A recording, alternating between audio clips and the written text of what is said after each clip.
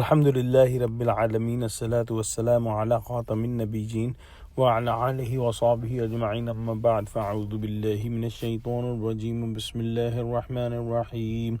Qala Allahu ta'ala fi surati Hud, فلولا كان من القرون من قبلكم أولو بقية ينهون عن الفساد في الأرض إلا قليلا ممن أنجينا منهم واتبع الذين ظلموا ما أترفوا فيه وكانوا مجرمين.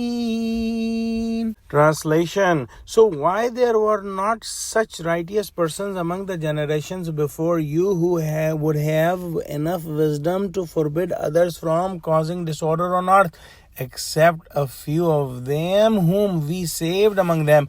But those who did wrong followed what luxury and enjoyment they were given in it, and they were guilty of sins.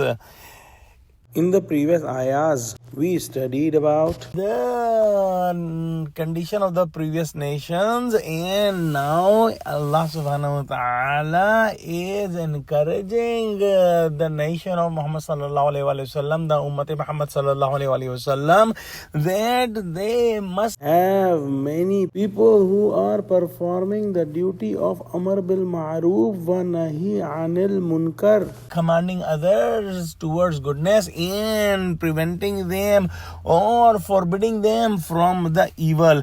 And these people should be in a good quantity in a nation. The previous nations were destroyed because the common people were involved in the enjoyment of the life, and they were causing the crime.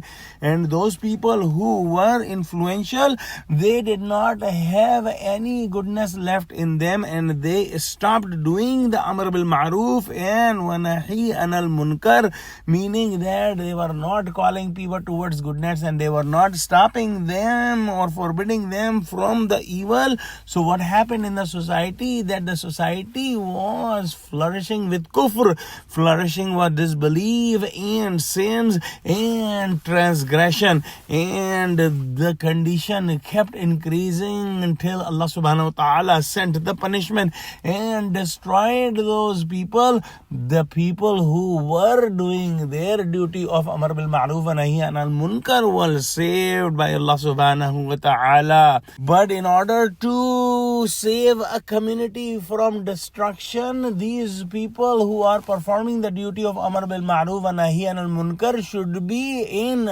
a substantial amount.